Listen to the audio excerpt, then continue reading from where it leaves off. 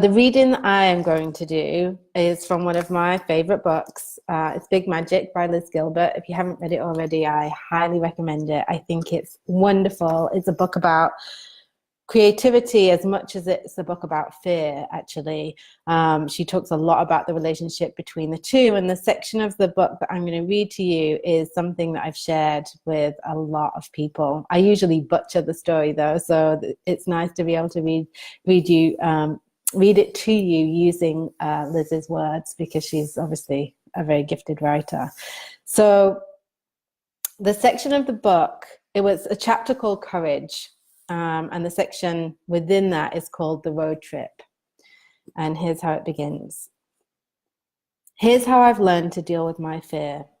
I made a decision a long time ago that if I want creativity in my life, and I do, then I'll have to make space for fear too. Plenty of space. I decided that I would need to build an expansive enough interior life that my fear and my creativity could peacefully coexist, since it appeared that they would always be together.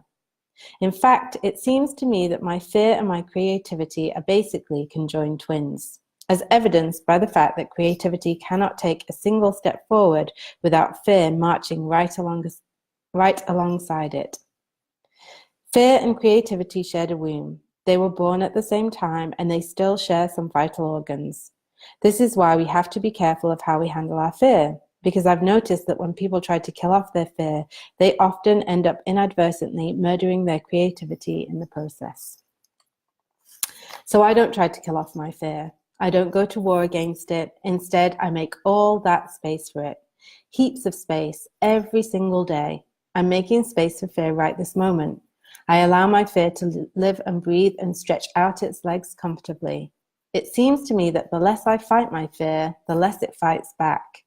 If I can relax, fear relaxes too. In fact, I cordially invite fear to come along with me everywhere I go. I even have a welcoming speech prepared for fear, which I deliver right before embarking upon any new project or big adventure. It goes something like this. Dearest fear, creativity and I are about to go on a road trip together. I understand you'll be joining us because you always do. I acknowledge that you believe you have an important job to do in my life and that you take your job seriously.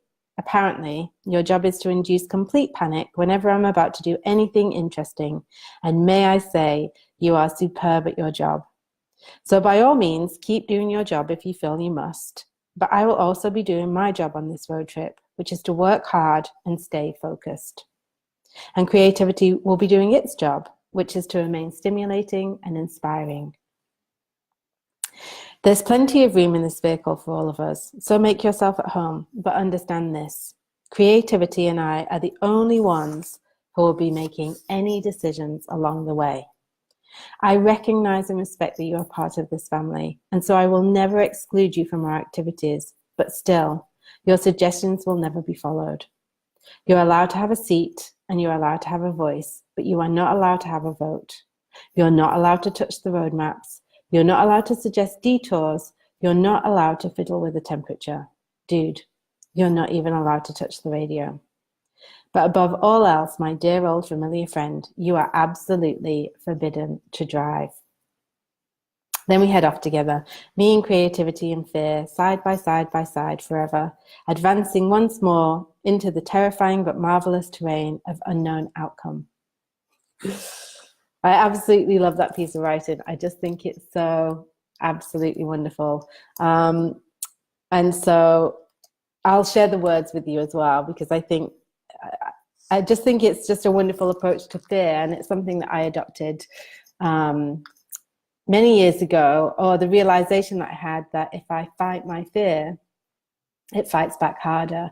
And so, and it's this idea of, I remember when I discovered that fearlessness was a myth, that really it's futile to try and get to this state of fearlessness, and actually embracing our fear and acknowledging it and knowing that it's part of the wonderful, glorious journey of life is so much, it's just such a more fulfilling and comfortable way to live, I think. So I really love this reading. It's had a huge impact on my life. I share it with every single one of my coaching clients and beyond. So hopefully that helps.